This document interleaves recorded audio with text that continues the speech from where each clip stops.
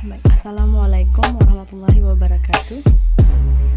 Selamat datang di kelas online psikologi umum untuk pertama kali saya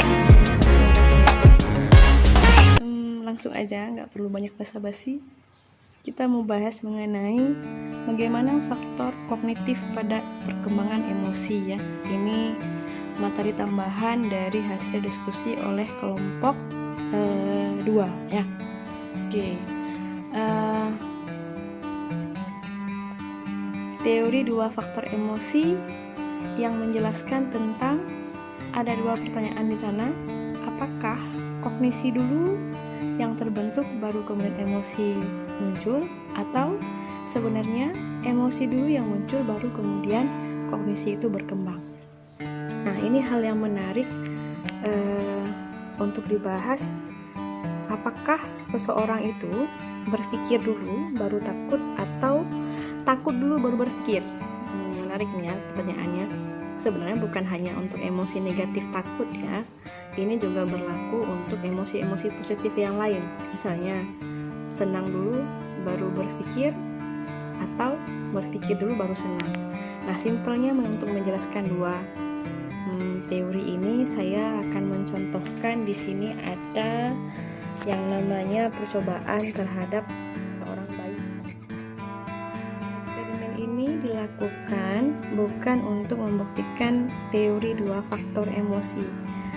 Apakah kognisi yang mempengaruhi emosi atau emosi yang mempengaruhi kognisi. Nah, video ini sebenarnya tentang bagaimana fobia itu terbentuk.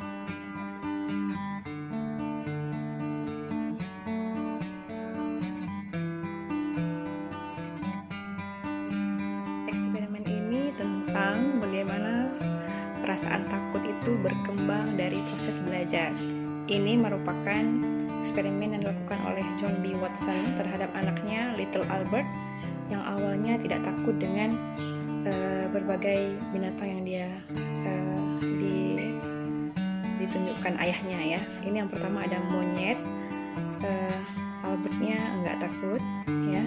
Jadi di awal itu bayi itu yang nggak punya rasa takut apa-apa, tidak punya persepsi atau kognisi terhadap objek apapun karena dia belum punya pengalaman terhadap rasa takut. Nih anjing aman aja ya kan. Kemudian dikasih rabbit, anaknya juga nggak takut. Jadi bayi itu ya memang nggak takut sama apa-apa. Kenapa?